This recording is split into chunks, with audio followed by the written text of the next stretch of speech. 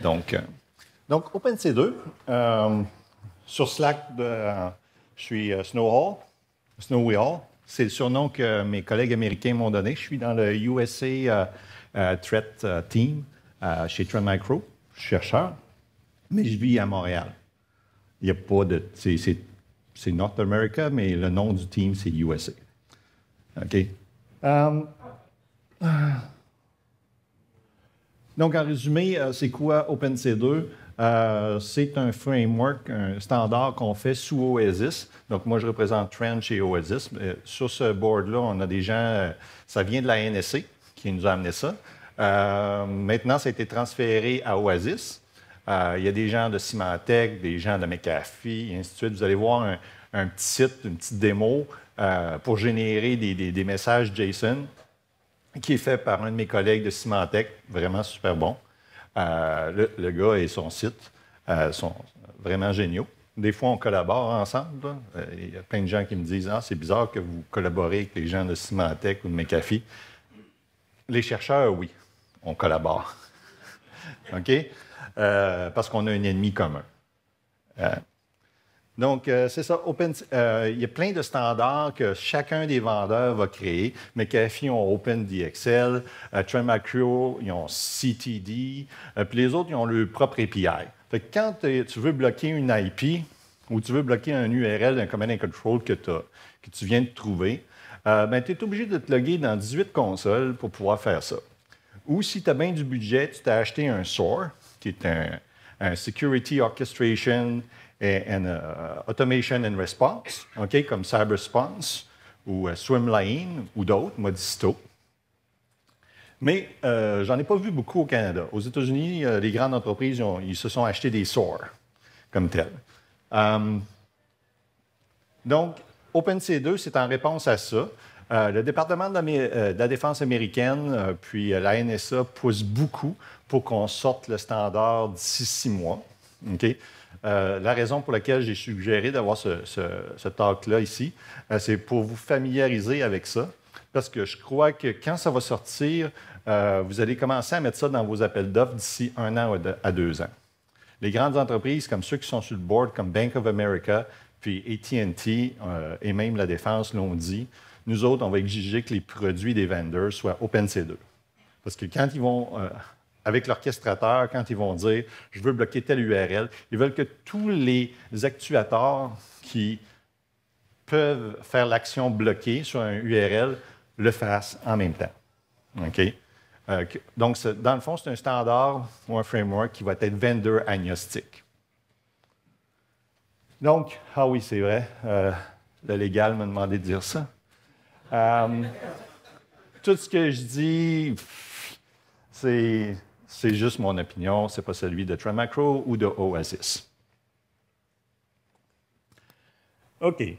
Qui est derrière ça? Bon, ben, c'était la NSA. Maintenant, ça a été transféré à Oasis. Oasis, c'est sous le MIRTRE. Le MIRTRE est sous le US Homeland Defense comme tel.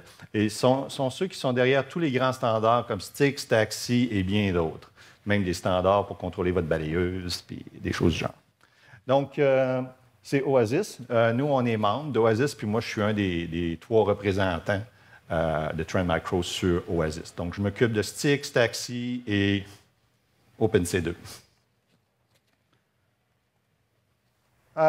Donc, la problématique, c'était ça. On a des cyberattaques qui sont de plus en plus rapides, sophistiquées, ça, je dirais moins, là, mais c'est ça qu'on dit dans notre pamphlet Oasis. Mais comme chercheur en menace, non, les gens ne patchent pas. Tu n'as pas besoin d'être sophistiqué. Ça, c'était une des opinions que je ne suis pas censé dire que tu as le micro. OK? C'est pour ça qu'il y a un disclaimer. Donc, les environnements des cyberdéfendants sont hétérogènes. Okay? Vous avez du Trend Micro, du McAfee, du Cisco, même si nos vendeurs voudraient que vous ayez juste du Trend, ça n'arrivera pas. Donc, c'est hétérogène, puis se connecter sur 5 consoles, comme je disais, ou 25, même qu'il y en a des grandes entreprises comme Walmart sont à au-dessus de 50 consoles. Okay? Donc, bloquer une IP, ça peut être long. Donc, ils ont décidé qu'il y aurait un standard. Bank of America aussi sont comme ça. Et le owner sur notre technical committee. Il y a le monsieur Brûlé, Joe Brûlé de la NSA, puis il y a Sunil, qui est le Chief Scientist de la Bank of America. Donc, on a un need for speed, OK? Puis dans OpenC2, ben, c'est la vitesse, mais aussi l'interopérabilité interproduit, intervendeur. OK? On se rappelle tout dans Apollo 13, quand il a dit, bon, ce machin rond-là doit aller dans le carré ou dans le carré dans le rond. Hein? Bien, c'est un peu ça entre les différents vendeurs, le problème. Donc, on a 3 spécifications. OK, si vous allez sur le site, on a le Language Specification. Ça, c'est la grosse affaire, le gros document qui montre tous les keywords, puis ainsi de suite qu'on doit avoir, qui dit que c'est du JSON, puis qu'on a les types d'objets. On a le Actuator Profile. Un Actuator Profile, ça, c'est pour, exemple, un firewall, pour un router, pour un anti-spam, par exemple, ou pour une machine Windows, OK, pour bloquer un compte, par exemple. Donc, j'ai un petit exemple, justement. Je n'avais pas vu, mais c'est relié un peu à ta conférence. Donc, et ensuite, on a les transferts. On n'a pas appelé ça transport, ça aurait été trop de confusion. Donc, on a dit transfer. OK? Et transfer, c'est OpenC2 over HTTP. Ça, c'est le premier qu'on a lancé le 4 octobre. OK? On a aussi OpenC2 over CoAP. Ça nous a été présenté par une chercheuse de l'Université George Washington. CoAP, c'est un protocole principalement de IoT. Ensuite de ça, on va faire en deuxième, chez nous, on va faire le MQTT, qui est bien populaire. Puis le gars de McAfee, lui, il va faire le OpenDXL, qui est un MQTT, mais avec un wrapper McAfee par-dessus. Donc, il y a des implémentations qui sont en train de se faire. Nous, on a un prototype à l'interne, Symantec aussi. On est en train même de se créer un lab très micro Symantec, dans lequel on va pouvoir tester si on est capable de faire de l'interopérabilité entre nous, comme tel. On va inviter les gens de McAfee s'ils peuvent venir et les autres vendeurs s'ils veulent.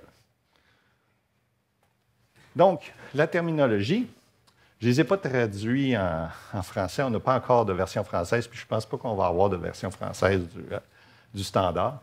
Donc, on a les actions. OK? Pas pire, ça, c'est le même mot. On a les actuateurs. Actuateur, donc, ça peut être router. On va créer un router. C'est quoi qu'un router doit avoir comme action, par exemple? Et ensuite, le premier qu'on a fait, c'est le stateless. On a les commands. Ça peut être bloqué. On va le voir tantôt. On va aller dans un petit simulateur. Vous allez voir toutes les commandes qu'on peut avoir, qu'on a pensées. Mais, je ne l'ai pas ici, mais nos amis de la NSA et du DOD ont fait une présentation au World Bank à Washington il y a 3-4 semaines. J'étais là. Puis, ils ont montré qu'eux, ils vont utiliser OpenC2 pour contrôler un drone, puis dire au drone, fais du RF jamming. Donc, ce n'est pas comme Lockheed IP. Ils ont d'autres use cases que nous, on a. Je ne me sentais pas dans la même ligue. J'ai déjà été dans leur ligue, j'ai fait la guerre du Golfe, mais ça fait longtemps. Consumer, OK, le command. On a le consumer, équipement géré. OK, donc ça va être le firewall lui-même, OK, ou le desktop firewall, ou même le EDR, qui pourrait bloquer un process. On a le producer. Le producer, c'est lui qui va envoyer la commande, mais bien entendu, il va y avoir des équipements qui vont être producer, mais qui vont être aussi consumer de temps en temps, OK? Ils vont générer, par exemple, un bridge detection system. Lui, il va découvrir une nouvelle IP, mais après ça, il pourrait être un consumer puis envoyer des TCP reset pour bloquer. Donc, tu peux être un producer puis un consumer, ça dépend de ton équipement. La réponse, la réponse, c'est un typique là, en JSON, un peu comme HTTP, un 200 pour dire « ouh, succès ». Mais d'autres codes, pour les codes d'erreur, ce ne sera pas comme ceux d'HTTP. Il va y avoir 501. On a une table d'ailleurs, vous pouvez aller voir ça. Et target, le target, ça, c'est l'IP. On veut bloquer un domaine hackfest.ca parce qu'il y a le mot hack dedans. Ça fait peur. Donc, message. Les messages, ça a l'air de ça. OK? Donc, on a l'action, comme un deny, mais ça pourrait être un hello, parce qu'après une crise, on veut remettre à on l'adresse IP qu'on a bloquée, ou c'est un faux positif, pas de trend macro d'un autre. Là. Je suis payé à chaque fois que je dis ça. Donc, on bloque un domaine malicieux, comme access.ca ici. On envoie ça à un actuateur, qui est un profil de firewall. Puis, l'asset, c'est un checkpoint ici. Je l'ai mis comme ça. Je ne sais même pas s'ils vont... Bien, ils n'auront pas le choix d'être dans OpenC2 parce que les grands clients comme Pentagon, Bank of America, AT&T et autres ont tous dit que d'ici 2 ans, si ton produit n'est pas OpenC2, on ne l'achète pas. Fait que je peux vous dire qu'on va le faire. Ça aide, ça. C'est un bon... surtout que les ventes au Pentagone, c'est bien payant. On a un petit exemple. Curl, OK, ici. Même chose pour envoyer. Puis, bien sûr, il y a un petit API key. Ça, c'est un des protocoles pour l'authentification, mais on peut implanter des protocoles autres. OK, ça pourrait être un client certificate. Je ne pense pas qu'il va y avoir un API key pour un drone. Mais la NSA ne veut pas nous dire ça va être quoi leur protocole d'authentification. Le message, bon, pour un Windows account, ici, il y aurait un compte local, OK, avec un user ID pas mal bidon. On voit que c'est des pentesters juniors qui ont fait ça. FGblog. Donc, l'action, c'est contain dans ce cas-là. Pour un fichier, ça pourrait être quarantaine. Ensuite de ça, on a l'autre côté, on a un cas AT&T, vous allez avoir le lien. AT&T a fait qui est sur le board, a fait un prototype pour AWS, pour contrôler des ACL et aussi des security groups. Donc, ça, c'est un exemple qui a été fait, mais ce n'est pas la dernière version, donc il y a un disclaimer dessus, mais ils vont l'updater. Un message, ici, c'est un exemple de commande Windows local. Ici, c'est la réponse. Non, on passe. Échange de messages OpenC2. Bon, c'est un gros graphique qu'on a fait. On n'a pas embauché de designer. Là, ce n'était pas le même. Il y avait un peu plus de talent. Donc, celui qui envoie, entendu, on a dit producer, mais on voit qu'on est encore en DORAF. Depuis le 17 ou 18 octobre, vous pouvez aller sur notre site pour donner des commentaires, puis on vous encourage beaucoup à venir. OK? Donc, c'est pour ça que des fois, on voit producer, mais ici, c'est orchestrateur. OK? Fait qu'il y a des petites incohérences des fois. Là. On a l'actuateur, puis on voit que c'est... Bon, on a le OpenC2 producer, on a le consumer l'autre bord, puis entre autres, on dit orchestrateur, actuateur. Donc ça, c'est un exemple. Les dernières références, bon, les dernières versions, octobre, vous pouvez aller chercher, ça c'est le language specification, le premier. On a le HTTPS transfer. Ensuite de ça, on a un exemple de profil d'actuateur. On a fait le premier, qui est pour le stateless packet filter. Ensuite de ça, le command generator, qui a été fait par mon collègue Efrain Ortiz de Symantec.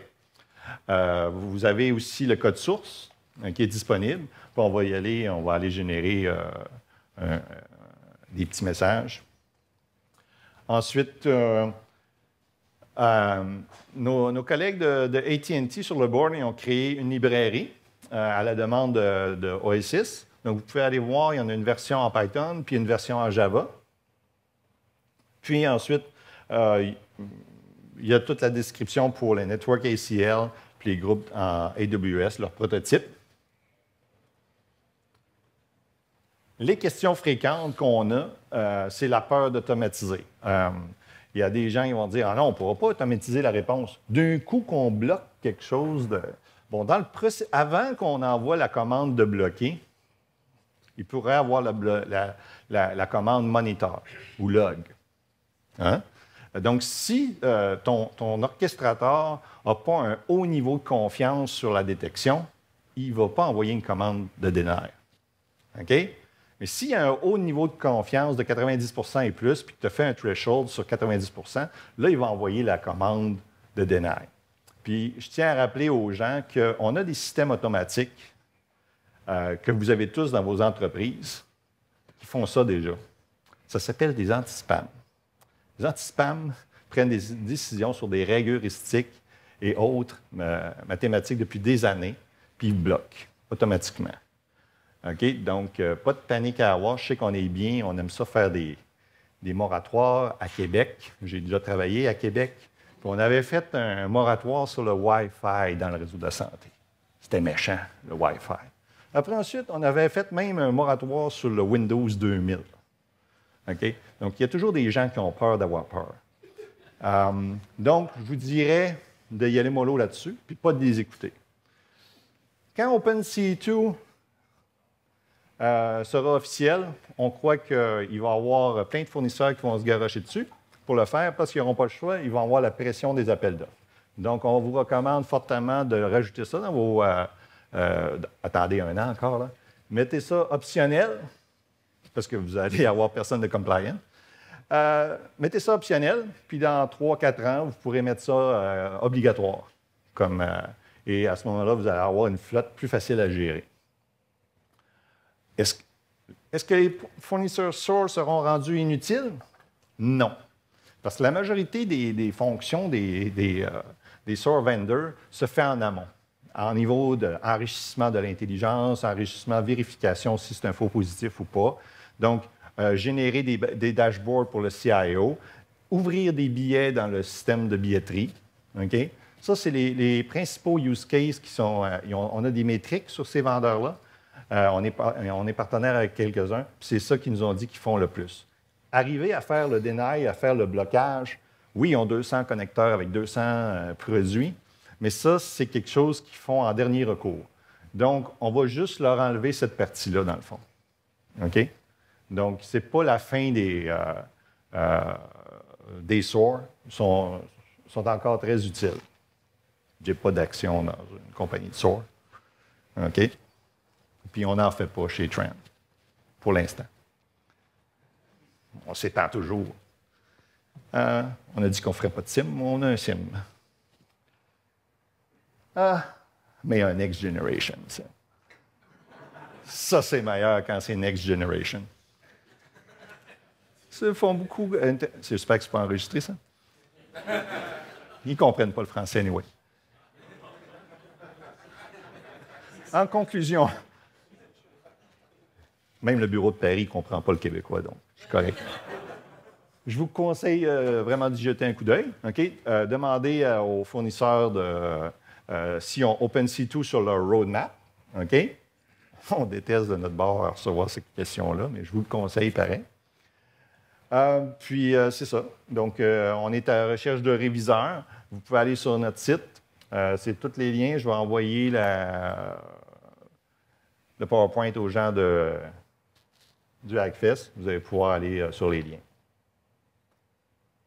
Merci.